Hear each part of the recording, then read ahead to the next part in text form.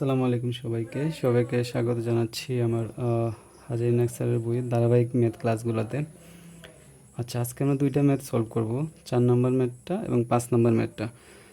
4 নম্বর math এখানে কি বলছে, ফেরাস সালফেট দ্রবণে 250 এম্পিয়ার বিদ্যুৎ 40 মিনিট যাবৎ চালনা করলে ক্যাথোডে কী পরিমাণ ধাতু জমা হবে। তাহলে দেখো কি পরিমাণ জমা হবে, তার মানে কি আমাদের থেকে ডাব্লুর পরিমাণটা জানতে চাইছে, মানে ডাব্লুটা জানতে চাইছে। তাহলে আমরা প্রথমে দেখো এখানে যা যা আছে এগুলো লিখে ফেলি। এখানে দেখো প্রথম কি দেওয়া আছে, এখানে দেওয়া আছে আমার আয়ের মানটা 250। আচ্ছা, আয়ের মানটা 250 লিখলাম। আচ্ছা, এখানে টির মানটা কত দেওয়া আছে, টির মানটা হইতেছে 40 মিনিট। তাহলে এটাকে আমি যদি সেকেন্ডে কনভার্ট করি তাহলে 40 ইন্টু 60 কত হয়, 4 ইজ দ্য 6 24, 2400 সেকেন্ড আর কি। আচ্ছা, তাহলে এখানে দেখো এখানে কিন্তু ফেরাস সালফেটের ওই এন এর মানটা দরকার, এরপরে কি এখানে এম এর মানটা দরকার, আর এফ এর মান তো মুখস্থ, এটা আমরা সবাই জানি যে 96,500। আচ্ছা, তাহলে ফেরাস সালফেট, দেখো সালফেট মানে ফেরাসের, তাহলে এখানে এন এর মানটা কত হইব, এন এর মানটা হইব 2। আর ফেরাসের এটা মোটামুটি মুখস্থর মতোই, এম এর মানটা কত হয় 55.8 আর কি। মানে এরকম কয়েকটা তোমরা মুখস্থ করে ফেললে পরে বারবার ইউজ করতে আর কি সুবিধা হইব আর কি। যেমন ফেরাসের ভর কত বা তোমার ওই গোল্ডের ভর কত, মানে যেইগুলো কোয়েশনে আসতেছে ওই 4 থেকে 5টা ভর আর কি জানা থাকলে খুবই ভালো আর কি। বাট ম্যাক্সিমাম টাইম কোয়েশনে দেওয়াই থাকে এই আর কি। তাহলে এফ এর মান কত, 96,500। বের করতে হবে কি W, W is equal to what. তাহলে দেখো এখন আমরা সূত্র লিখে ফেলি যে আমরা জানি কি, আমরা জানি ডাব্লু সমান সমান হইতেছে M I T divided by N F. আচ্ছা, তাহলে এম এর মানটা বসাই, এম এর মান কত 55.8, এরপরে আই এর মান কত এখানে 250। আচ্ছা, টির মান হইতেছে জায়গা একটু কম, আচ্ছা ছোটো করে লিখে ফেললাম আর কি। আচ্ছা, এন এর মানটা কত 2, আর এফ এর মান হচ্ছে 96,500। আচ্ছা, এখন যদি আমরা এই যে মানগুলো আছে এটাকে যদি ক্যালকুলেটারে বসাই তাহলে কত আসে দেখি তো।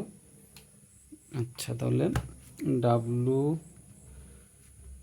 Equal to M I T by N F. আচ্ছা, এম এর মান দেওয়া হইতেছে 55.8 ইন্টু 250 ইন্টু 24, আচ্ছা 2400 ডিভাইডেড বাই 2 ইন্টু 96,500।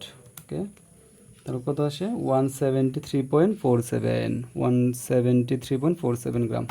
তাহলে এটা লিখে ফেলি 173.47 গ্রাম, 47 গ্রাম। আশা করি সবাই এটা বুঝতে পারছো।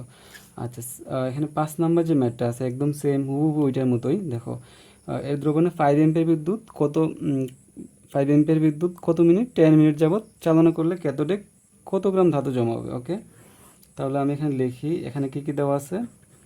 আচ্ছা, এখানে দেওয়া আছে আমার তোমার আই দেওয়া আছে 5 এম্পিয়ার, টি হইতেছে 10 মিনিট।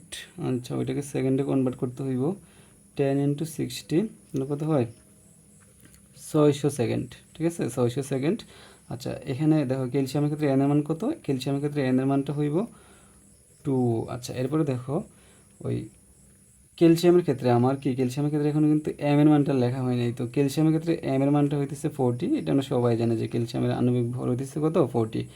আচ্ছা, তাহলে এখানে কি এফ এর মানটা কত, এফ এর মান হইতেছে আমার 96,500, এফ এর মান কত 96,500। আচ্ছা, তাহলে বাইর করতে হইব কি ডাব্লু। তাহলে দেখো আমি এখানে লিখি, আমরা জানি, ধরো আমি এখানে লিখলাম যে আমরা ধরো জানি ডাব্লু সমান সমান M I T divided by N F. Okay, তাহলে এম এর মান কত আছে 40, আই এর মান কত আছে এখানে 5, টির মান কত পাইছি 600, এন কত, আচ্ছা এন হইতেছে 2, আর এফ হইতেছে কত 96,500। দেখি এটা কত আসছে ক্যালকুলেটারে বসাইলে। আচ্ছা, এখানে কত আছে প্রথমে 40 বসাইলাম ইন্টু কত 5। আচ্ছা, এরপর কত আছে ইন্টু 600 ডিভাইডেড বাই 2 ইন্টু 96,500। ওকে, এটা কত আসে 0.6217, তাহলে 0.62 লিখলে হইব, সমস্যা নেই, 0.62 গ্রাম। তাহলে ক্যালসিয়াম ক্লোরাইডের দ্রবণে 5 এমপিয়ার বিদ্যুৎ 10 মিনিট চালনা করলে ক্যাথোডে কত পরিমাণ ধাতু জমা হবে 0.62 গ্রাম। আশা করি সবাই এই ম্যাথটাও বুঝতে পারছো। ধন্যবাদ সবাইকে।